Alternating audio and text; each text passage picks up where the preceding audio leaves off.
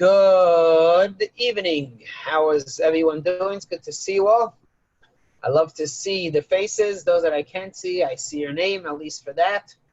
It's always nice to have a face-to-face conversations. That's beautiful. And I truly hope today we will have an opportunity to open up to questions, because I believe that this subject certainly breeds, and at least it should cause one to think and to have more questions. Today, I want to discuss the central theme that we're going to address is belief in God. Many people have the question of who believes in God. Does everybody believe in God, or only certain people? Or perhaps, put in a different way, can everybody believe in God?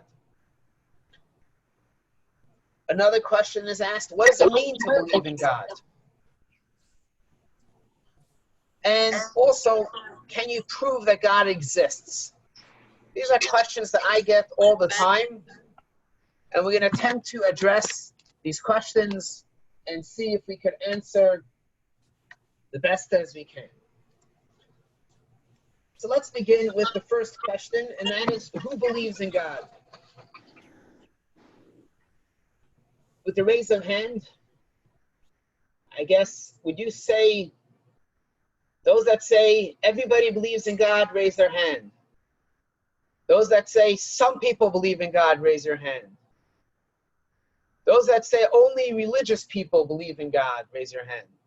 That could be some also, not a contradiction.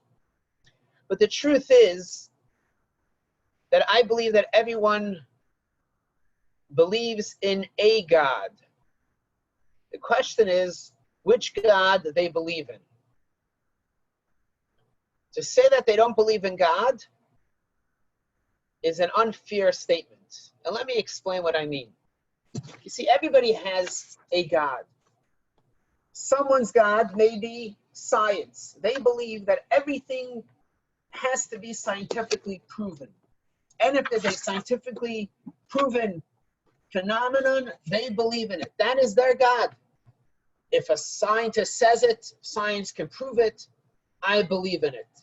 If there's an expert in the field that feels it, that's what I believe in. So such a person believes that science is their God. Another person maybe, I'm going to put up a slide over here.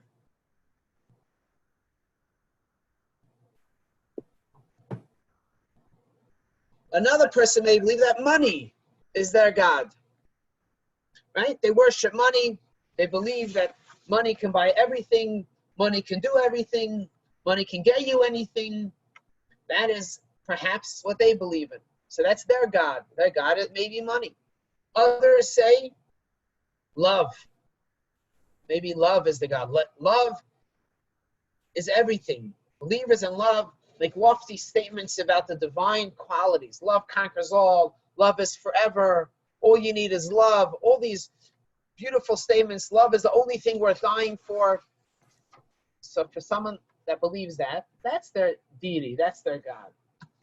And so the question is then, not whether everyone believes in God. The question is, what God does everybody believe in?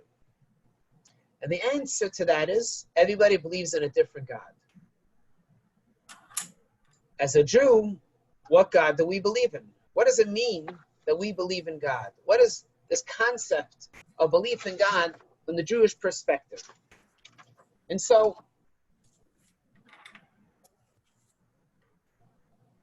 there's another question that is typically asked when it comes to the belief in God, and that is that if you believe in God, and you believe that God is infinite, is everywhere, right? And there's no place that does not have God, so why can't I see God? I should open my eyes and see God everywhere, right? And to that, we say that all one has to do is open up their eyes. If anyone has ever been to Brooklyn, New York, you know that you have the subway system. And the subway system mostly is underground. But there's certain sections of Brooklyn where the subway goes above ground.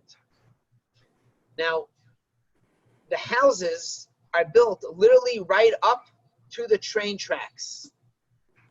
And so I remember once I was staying at a friend's house, and every 5 minutes I was woken up from the trains zooming by. So I asked a friend, I said, how do you sleep at night? Trains the whole night, the train's going back and forth and it's loud. So he said, very simple. When you sleep near the tracks, you get used to the sound of the train. You don't hear it anymore. And so when we say that God is everywhere, according to the Jewish belief, how could it be that we don't see God? It's because we're so used to God. God is everywhere that we're not surprised anymore by his presence. Let's understand what it means. Let's explain that a little bit better. So first, let's talk about what does it mean to believe in God? Now, this is a very heavy subject. It's a very heavy subject because God is an unknown. It's hard to pinpoint exactly and put God almost in a bottle. So how can one discuss something that we cannot point to, we cannot see, we cannot feel, we cannot weigh? And that's what we're going to try to address today. So let's ask the question, what does it mean to believe in God? Okay?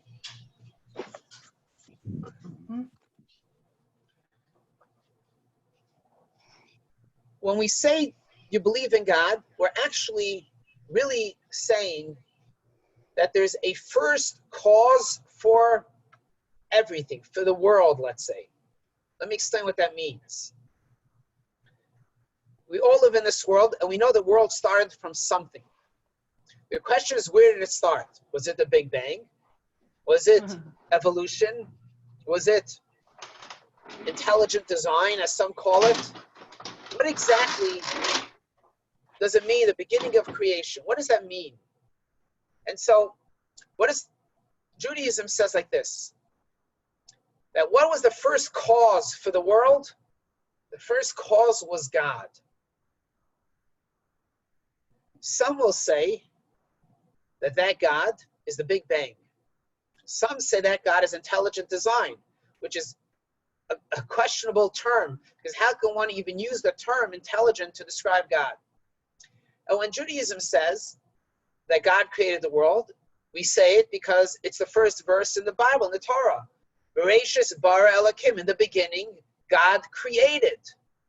So what does it mean that this God created? Who is this God that we're talking about? Okay? And that's the question. What is this original being that had to have preceded the universe in order to have created the universe? And so the question is what does it mean to believe in God? The question is, how do we understand to believe in God? How do we understand that there was a thing or a someone or a something or a it that created the world? So when the verse says in the beginning, God created the world, what does that mean, that God created the world? How do we understand that term?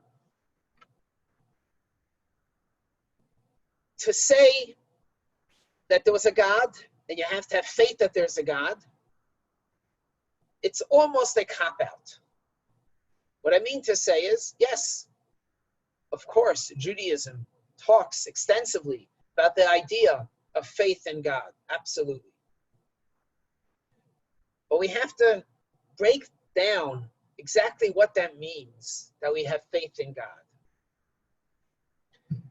And essentially, what faith in God means is not necessarily faith that there is a being, there's a thing, there's someone out there. Faith in God means that I have to find relevance in that which transcends. In other words, I have to build a relationship with that which created the world. I have to build a relationship with that first cause of the world.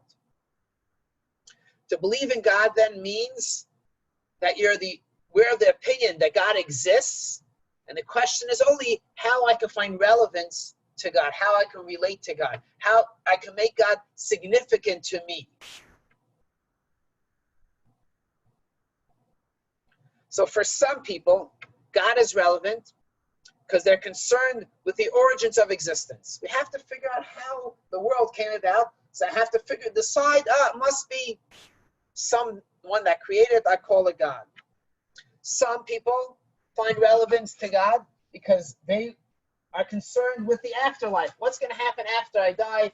And so therefore they have to learn all about God to understand what's going to happen to them after they die. Some people find relevance with God in understanding heaven. They're very concerned about what goes on in the heavenly spheres, the angels and whatever.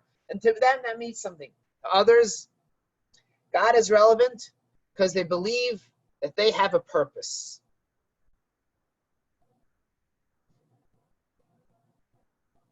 Hasidism explains like this. The Hasidic philosophy says as follows. The interest that we have in God comes from our knowledge that we have a purpose in this world. It comes from me knowing that life has meaning. Nothing is by accident. There's a reason why God put me in this world. There's a reason not only of why God put me in this world, but also that God needs me in this world. There's a role for me to play in this world. There's a purpose. And so the question then is, what exactly is that purpose? What does it mean that I now find relevance in God, or I understand God, I recognize that there's a relationship to build with this creator, this first cause of the world. And now I want to engage with God. I want to have a strong relationship with God. And so we recognize that everybody sees and relates to God differently. In fact, we mentioned this before, we say it in our prayers, Avinu Malkeinu, our Father, our King. Some relate to God as a father, some relate to God as a king. Today I was learning an interesting concept. It's a very deep, beautiful concept. Before we go to sleep, so one wants to go to sleep in the proper manner. You don't just want to fall asleep in front of the TV. You want to have a holy sleep, so to speak. You want to have a uplifting sleep. You want to have a meaningful sleep. So when you wake up in the morning, you're refreshed, you're focused, you're energized. When someone goes to sleep in an unhealthy manner, they wake up also in an unhealthy manner. They don't feel awakened. If someone goes to sleep drunk, let's say, wake up in the morning not feeling good, right? Go to sleep, fall asleep in front of the TV, you may not wake up feeling completely rested, especially if you just watched a horror movie or something. But if you go to sleep in a proper manner, you will wake up refreshed. So before we go to sleep, there's a prayer that we say, and we ask God that I should have a good sleep. Okay? Now there are different versions of the prayer book. It's mostly the same. If you go around the world, you'll find most prayer books are the same. But there are some small variances in the versions in some words in the prayer books. One of those differences is in the evening before we go to sleep, we say this prayer that we're going to sleep. We're asking God to put us to sleep. So most prayer books, it says, we ask the Lord our God that I should have a good night's sleep. The Chabad prayer book, it says, we ask our Father that we should have a good night's sleep. So the question is, why do we say, ask our Father? Why don't we say we ask the Lord our God? And an answer that Hasidism gives is a profound answer, a very deep answer. And it says like this: how can me, as a Jew, tell God that I'm going to sleep if I recognize that I have a purpose in this world and every minute has meaning? How can I in good conscience go to sleep? There's still more to accomplish for the day. But I need sleep. The reality is I need sleep. So therefore, I approach God in the term of a father. And I said, Father, allow me to go to sleep. Understand? So an endearing parent who loves a child understands that a child is fatigued and needs to go to sleep to re-energize the next morning. Now, of course, God also understands it, and we're talking to God. But the nuanced wording actually changes how we view our relationship with God. And that's what we're discussing now. What does it mean to believe in God? It means that we find God relevant to us. How do we find it relevant to us? Because we recognize that we have meaning and purpose in this world. What is that meaning? What is that purpose? We're going to get to that in a moment.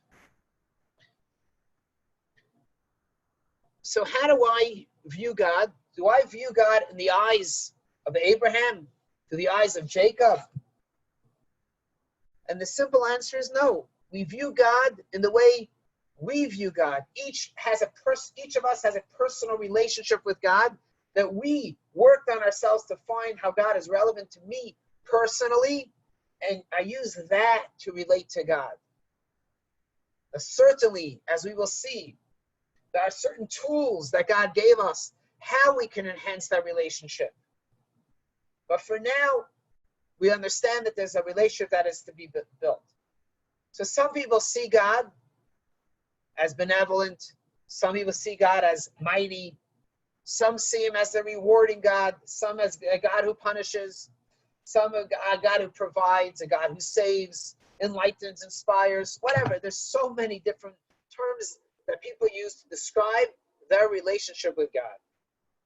And the question is, how do I view my relationship with God, right? What is my personal relationship with God? So if I believe that I have a purpose, then the question is, what is my purpose? But before we talk about that, we have to talk about another important question. And that is, okay, very nice, Rabbi, you're saying that we have to make God relevant. Very nice, you say that everybody believes in God. We want to believe in the God in heaven, or the God who speaks to us, who gave us the Torah on Mount Sinai. But how do you know this? Prove to me that there's a God. I want proof.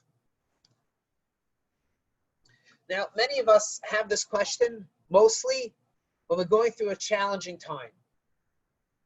We go through a challenging time, we start to ask these important questions. Where is God? Maybe there's no God, right? These are honest questions we ask ourselves. So to answer the question of prove to me that there's a God, we have to ask, what does proof mean? What would be proof to you that will be strong enough that you'll be able to now believe that I've proven to you that there's a God? Because proof is different to every person also. For example, a blind person cannot see any colors. Does that mean that colors do not exist?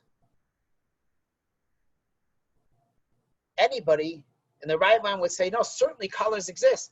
You simply cannot see it.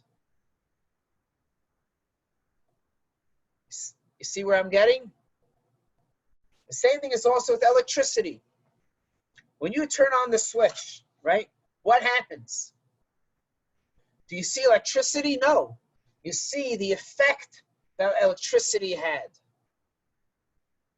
Okay? So what we're going to talk about now is two things, two principles when it comes to proving that God exists. One is we see his effect. We may not see God exactly, just like a blind person cannot see color, but we see the effect that God has. And number two, that sometimes we need someone to explain to us what it means that God exists. Like the blind person needs someone to explain to the blind person what exactly colors are, or that colors exist, or that there are colors. So this is a very fine point. And I want to repeat it because it's important to understand. So how do we try to understand whether God exists or not? How can we prove? Because the question is, what is considered proof? We have to rely on two things. We have to see what is the effect that God has on the world, and sometimes we have to rely on a greater transcendent idea, transcendent teacher, or a prophet in the times of the prophets, someone who can explain to us and has a ability to see things differently than I see. So for example, if someone comes to a 5-year-old child and tells the child a difficult mathematical question, the child will say, that's crazy, there's no answer to that. It's ridiculous. So then that older person will say, well, for you, I don't understand it. But an older person, someone who is a mathematical genius, can understand it. So because we don't always understand everything, because we don't always see everything, because we don't see that it exists, it's not a proof that it's not here. We simply have to understand, what does it mean, this God that we're talking about, and the effect that it has on us, and how we can try to understand it.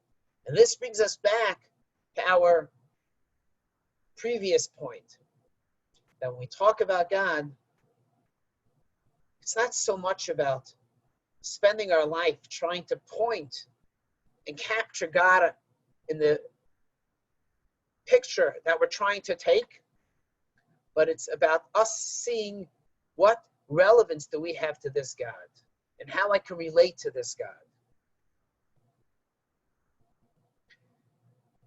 So God gives us the tools. But first, let's talk about the effect that God has on the world.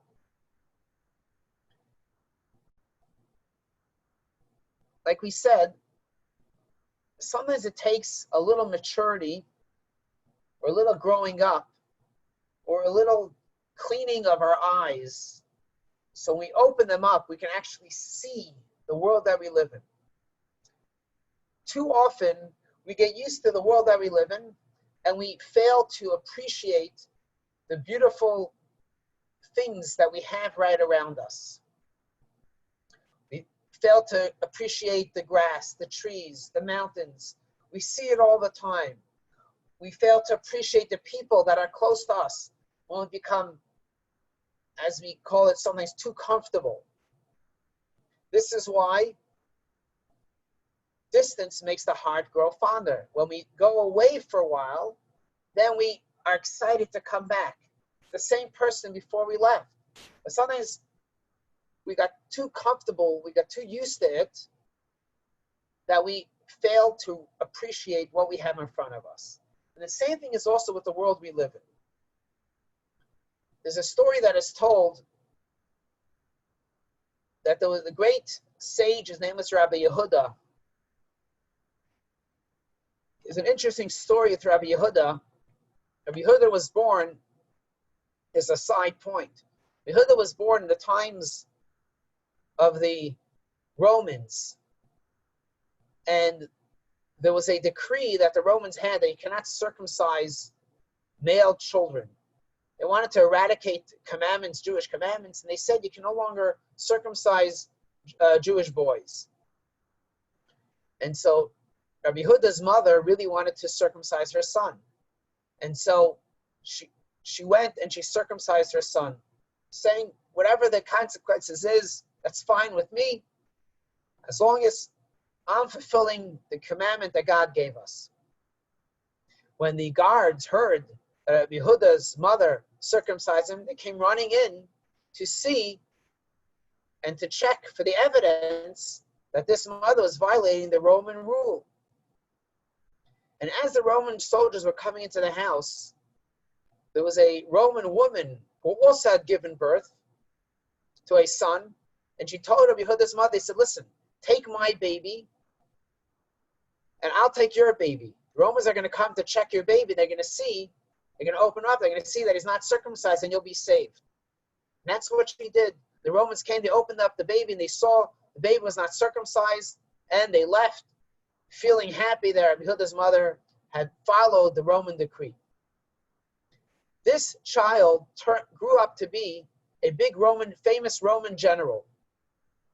And he was very friendly to Rabbi Yehuda because when they were babies, they helped each other, and they continued their friendship as they grew up. He became a big Roman general. He became the great sage Rabbi Yehuda. That's the story that is told. So Rabbi Yehuda was once visiting his friend, and his friend said, "Prove to me that God exists. Prove to me that God exists." So Rabbi Yehuda said, "Okay, no problem." He says, "Do me a favor though. Do you mind going outside on the porch for a couple minutes and let me collect my thoughts and then come back in?" Okay. He says, "No problem." And so he goes out on the porch, comes back a half hour later, and Rabbi Yehuda says, "Okay, I have an answer for you." He says, "Wow, what do you mean you have an answer for me?" Rabbi Yehuda says, "Yeah, look at this. Look at this beautiful painting right here on the easel. You see, when you left, there were bottles of ink that were on this table, and I knocked over the ink, and look at this beautiful painting that came from the knocked over ink that knocked over paint that fell all over the canvas." So he said, "That's ridiculous. How can that be? This painting takes years to draw. It's a beautiful painting. How can knocked over paint draw this beautiful painting?" So Yehuda said that is exactly what this world also. You want me to prove to you that God exists? Look at the beautiful world. Look at all the things that happen in the world, all the details that have to happen simultaneously, the trees, the grass, the birds, the flies, the animals, everything has to work in unison. The oceans, the waters, the fish, everything has to work in perfect harmony. It does not happen by accident. The fact that it's here in perfect harmony proves that there is a force, there's something that continuously creates it. And that is the effect that God has on the world. So we look around the world and we think about it. We say, wait a second, how is it possible for God not to exist? The question is not how could it be that God exists. The question is how could it be not? How can we have such a perfectly harmonious world with so many billions of amazing... I just give you a simple example. This weekend, I was up in Heber, Arizona. 40 degrees cooler than here, beautiful. I was invited, there's a Jewish camp up there, and I was invited to come speak for them over Shabbos. And so I went up there, and there's lots of cows that roam. You can get really close to the cows. In fact, I took my kids to a little stream, and there were like cows in that stream. So my kids were afraid, they didn't want to go. But if you ever notice, a cow has very thick eyes. Have you ever noticed that? A cow has extremely thick eyes. A human being, if you touch your eye, you start to blink, yeah? It's very dangerous to touch your eyes. You can scratch your retina, God forbid. And you scratch it, it's very dangerous. It can harm your sight. Cows have extremely thick eyes. Why? Why do cows need such thick glass eyes that they have? And our sages tell us very simple. Because cows, when they eat, they put their head down to the ground to eat the hay and to eat the grass. It's very possible for the grass to be very pointy. And if they put their head down and the grass pokes them in the eye, they'll become blind. So God gave the cows these thick eyes, so when the grass hits them in the eyes, it doesn't do anything to them. You see, every single created thing in this world has millions and millions of details that go into constructing that created thing, whether it's a tree, whether it's an animal, a bird, a fish, even us human beings. The greatest miracle that each and every one of us experience is a miracle of birth. How incredible is that? There are millions and millions, hundreds of millions of little things that have to form, have to come into play. Forget about all the things that have to happen while the baby's in the mother's womb. That for sure is just an incredible invention, incredible creation. But even once the baby comes to the birthing canal, so many things have to start to function immediately then. Within seconds, things have to start to open up. The lungs, the heart, and so many things have to come together. So the question is not, how can you prove to God that there's a God? The question is more, how can you prove that there's no God? When we talk about God, let's understand this relationship that we have with God. So God says, you know what? Okay, you're a human being, and I created you human being. I get it. I created you human being that is very temperamental, very limited, is not perfect. But I created you specifically for that reason, because I have a task for you. You know the story with you guys know the story with the animals that were created by God? So God created the world according to the Torah. God created the world in 6 days. God created all the animals, and God created human beings.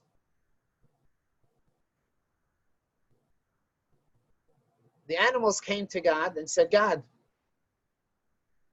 the cow came to God and said, God, what is my job? God tells the cow, your job is, for 40 years, you have to work in the hot sun, plowing the field, back-breaking labor for 40 years. The cow said, God, that's hard work. Give me 20 years and take back 20 years. God says, okay.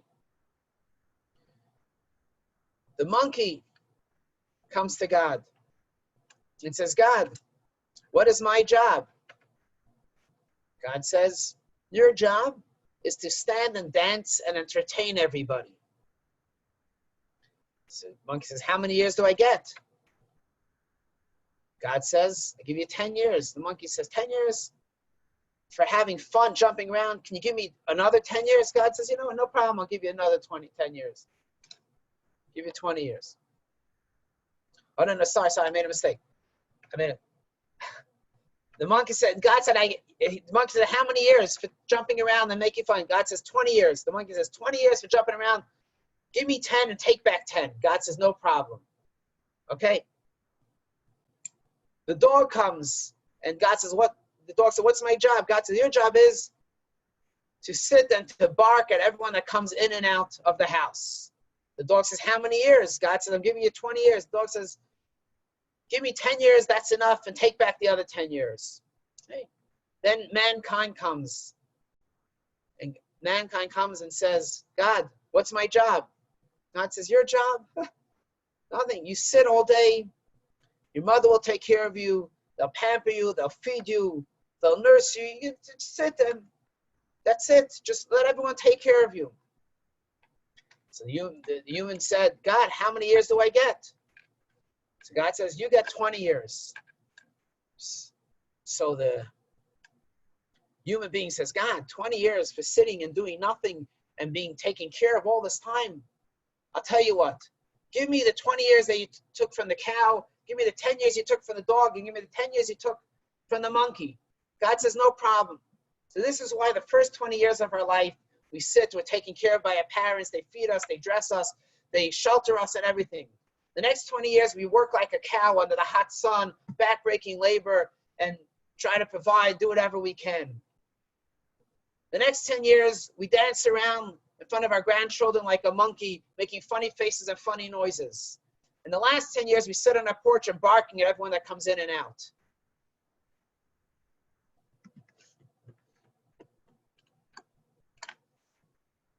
So how did I get to this story? Because we're talking about what is the job of the human being. God gave us tools. When he created us, he says, I know you have a purpose, and we understand we have a purpose. How can I carry out that purpose?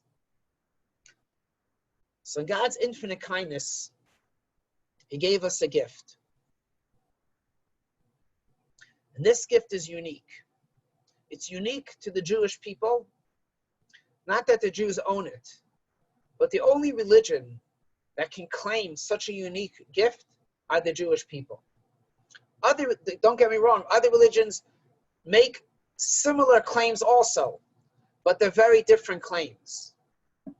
Only Judaism says that God revealed himself on Mount Sinai, not to one person like other religions say, not even to a group of people like other religions say, but God appeared to several million people at the same time.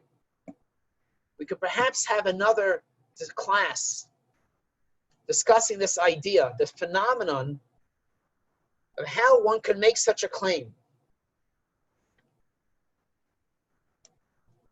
If I tell you, just as in short, if I tell you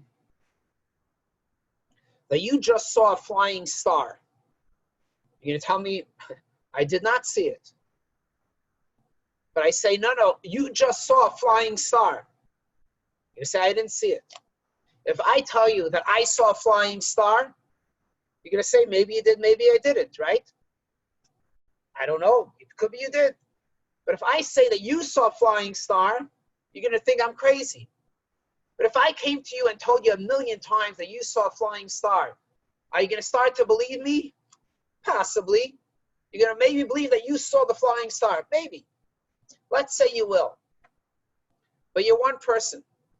Can I come to 100 people and say that you all saw a flying star? Even if I told them 1,000 times, unlikely I'm going to be able to convince 100 people that they saw a flying star. You certainly cannot convince 1,000 people, not 10,000 people. Can I convince 10,000 people that I saw a flying star? Maybe. You can't convince 10,000 people that they saw a flying star. Judaism is the only religion that tells us that several million people experienced the revelation of Mount Sinai. It doesn't say that one person experienced the revelation or that 10 people. It says that 600,000 males between the ages 20 and 30, plus the kids, plus the women, several million people experienced the revelation of Mount Sinai. That's an undeniable fact. How do we know this? Because it's been passed down from generation to generation. One wants to say that it's a made-up story. We can talk about it. We can explain how it's impossible for so many people to make up that same story. That's a whole other story, another discussion. But back to our discussion here. So when God came to Mount Sinai, he revealed something to us. What did he reveal to us? God gave us the 10, what is commonly translated as the 10 Commandments. Now I have to tell you that this is a completely inaccurate description. Not only inaccurate, it's a wrong description. The Hebrew term for these 10 things that God did are aseres hadibros, 10 sayings, or 10 conversations. You see, the word commandment is a very strong word. The word commandment, God commanded us. It's almost like a distance. There's the commander and that which was commanded. Our relationship with God, remember, we believe in God. What does that mean? That we find relevance in God. So we cannot use the term that God commanded us. That's too strong or too distant of a word. And God doesn't use it either. God says that he gave us on Mount Sinai the aseres hadibros, the 10 sayings, the 10 points of relevance that connect me to you. And what does God do on this Mount Sinai?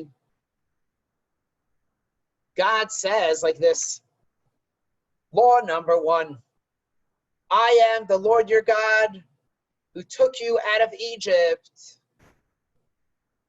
Why does God say that as the first commandment? If God wants us to be impressed with what God had accomplished, let him say, I am God your Lord who created the world. Whoa, that's a biggie. You created the world. Why does he say that I took you out of Egypt? The simple answer is, first of all, we weren't there when God created the world. You're telling it to me, but I didn't see it. How do I believe it? But we were there when you took me out of Egypt. I was there when you took me out of Egypt. Number one. Number two, most important, God is telling us that our life is all about real, down-to-earth experiences.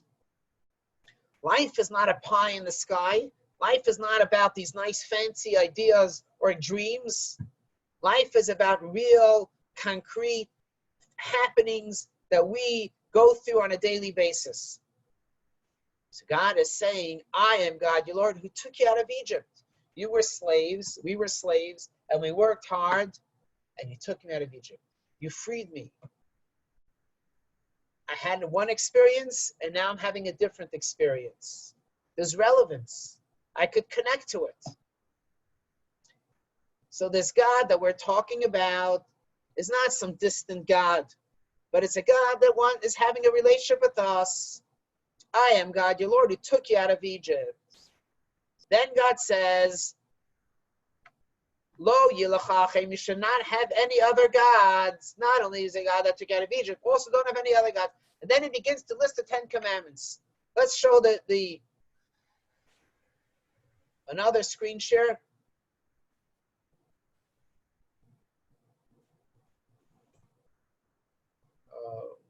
One second.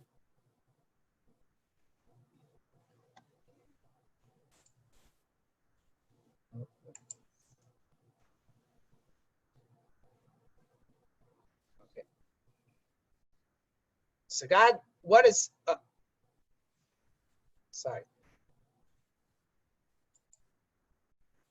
So first 2 commandments says, I am God, your Lord, who took you out of Egypt, then do not have any other gods.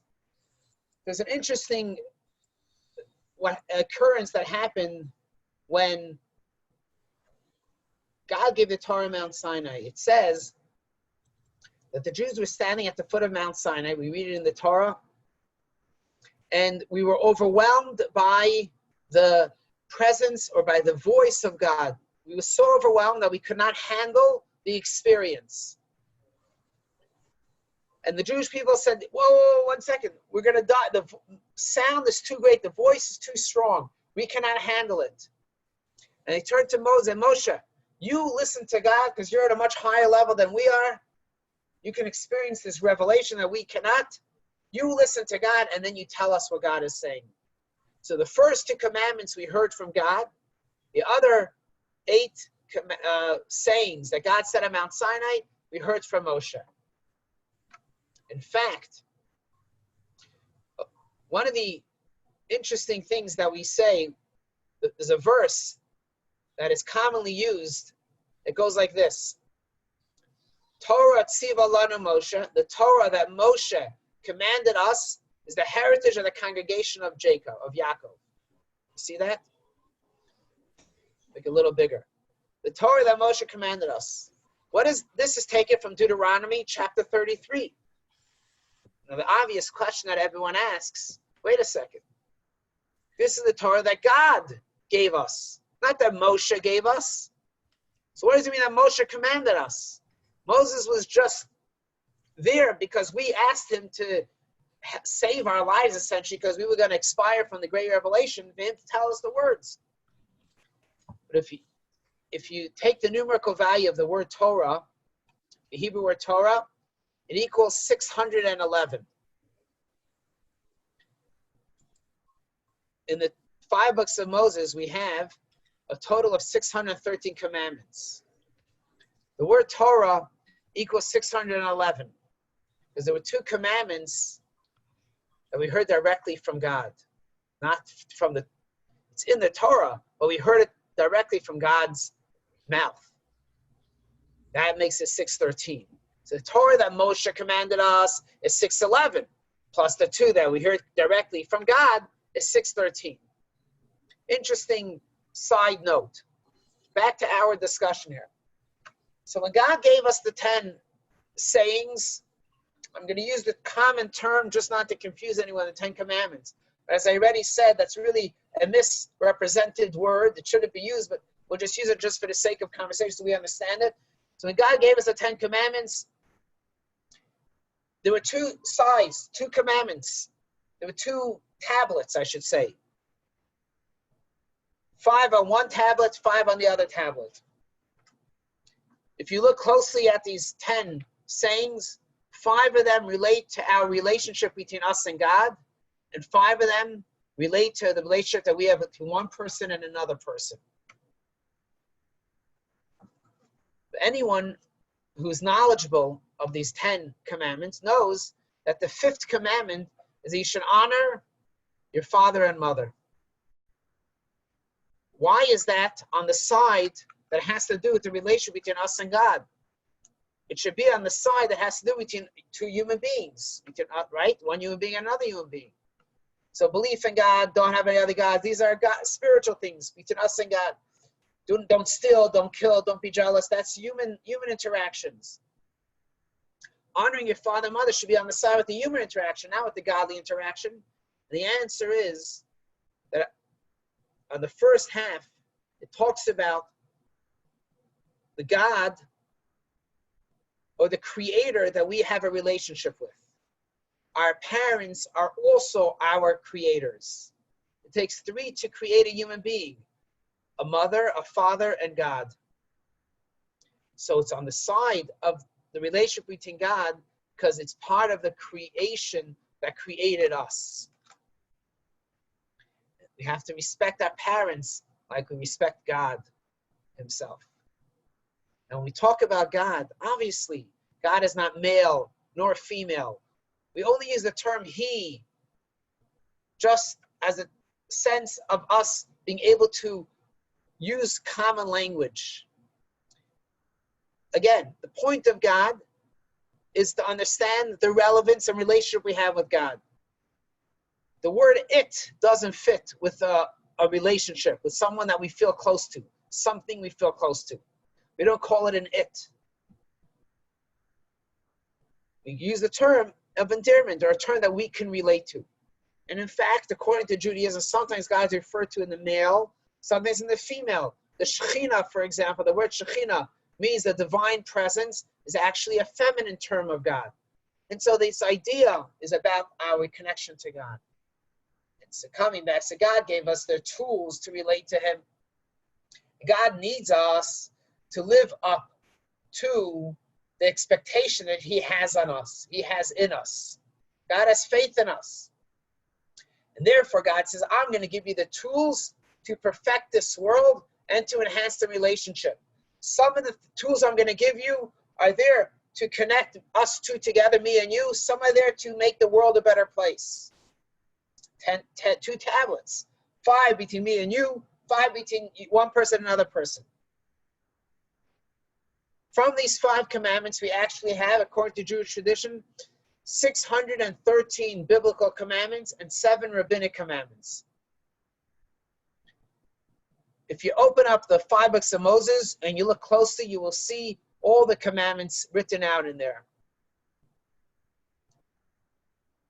If you want to know where these are written, I'll be happy to show you in the Chumash that we use at the synagogue, the Torah that we use there. In the back, it's mentioned each one and gives reference to the verse. But I want to point out another interesting thing. That if one reads the 10 commandments, the 10 sayings, it actually has a total of 620 letters. 620 is 613 biblical commandments, and the 7 rabbinic commandments equals 620. So right there in the 10 commandments itself, we actually have all the commandments already hidden in there. And in fact, the commandments are divided into 2 things, to the positive commandments and negative commandments.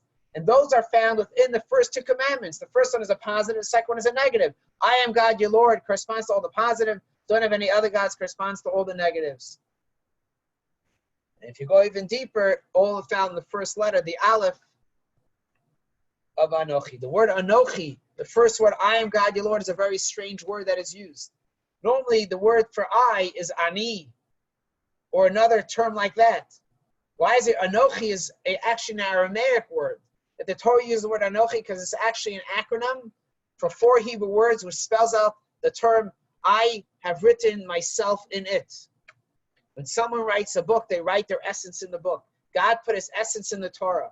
When we study the Torah, we perform God's commandments, we build a relationship with God. And so back to our original question.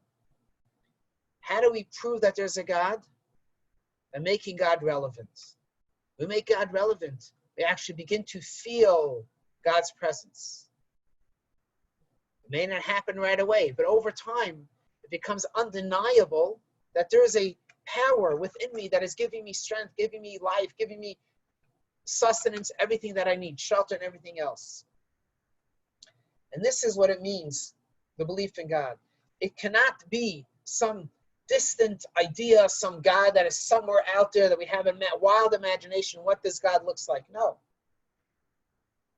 God is within each and every one of us. Someone once asked, I forget who it is, some American thinker. There was a school shooting, and someone asked this American thinker, he says, where's God in the public schools? So he answered, they didn't let God in the public schools. So the question is, where is God? God is everywhere. All we have to do is let him inside of us. We have to open up ourselves, and God will be able to come in. Which is why the Lubavitcher Rebbe worked so hard on trying to create this idea of a moment in silence in public school, being some kind of spiritual relevance. It doesn't have to, don't say not a moment of prayer, not a moment of God, a moment of silence. Everyone should think about their God that they think of. And when we make God relevant, we have a relationship. And so, can we prove that there's a God? The answer is, of course. If we define proof in the way someone can prove to a blind person that there's color, then yes. Is there a way that one can prove that there's a God? Sometimes we may not be open enough, or our mind that may not be expanded enough to understand it. So we connect, we try to ask a great sage or a great leader who has a greater capacity to understand, to recognize it, for them maybe to help teach me, open up my eyes to understand what it means that there's a God in the world. Or at least we open up the Torah. We open the Torah, we look inside, and we see everything that God is writing to us. We say, wow, how can it be that there's no God on this world? There has to be a God. We're going to take, anyone have any questions?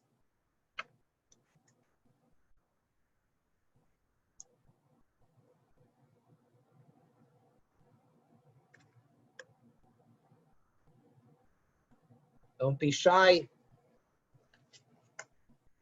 If you're not a question, if you have a comment, anything.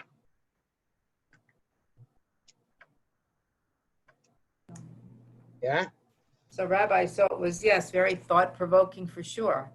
And it's very interesting with the example that you used about trying to teach a blind person what color is. Yeah, very, very, very interesting, because how do you do that? And so it's the same thing. How do you explain to people, what God is? So yeah, Right.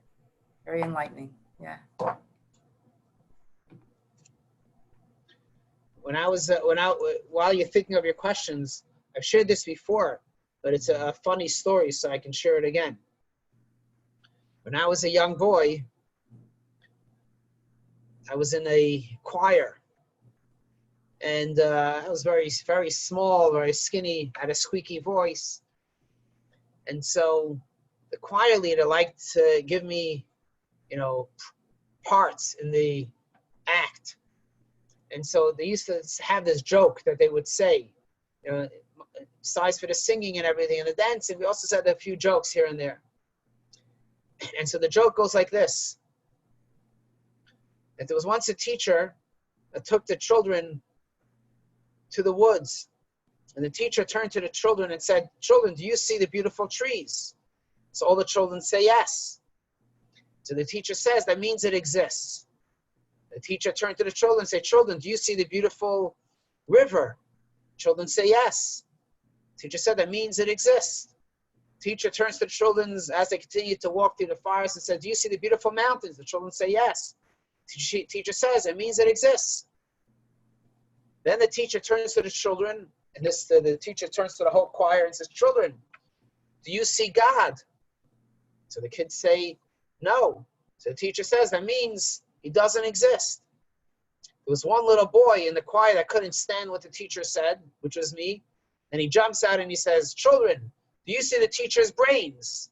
So everybody says no. So I said, that means she doesn't have any. That was my part.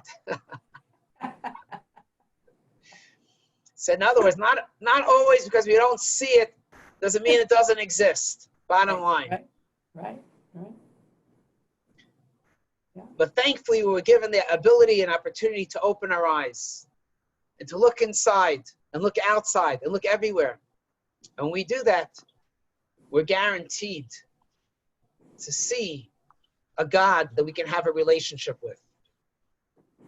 Which, by the way, it's very interesting because you may have heard this before, but there's a concept of Jewish mysticism. And this idea is that one should not study Jewish mysticism until they're 40 years old. Why? Because Jewish mysticism talks about such abstract concepts that one studies it, they may come to the wrong conclusion, a wrong impression, wrong understanding of what it's really trying to say. Today, we study it with the proper teachers. Anyone can learn it, even if you're 11, 12, 13 years old. So what is it that the sages were afraid of, that they said you cannot study it till you're 40 years old? And essentially, the Kabbalists, when they talk about God, they use very human terms. They say that God sits on the heavenly throne. God puts his feet on the footstool. With God's hands, he takes us out of Egypt, or he embraces us. With God's eyes, he sees. With his ears, he hears. So someone is a young student, they begin to say, wait, what do you mean? God has a figure.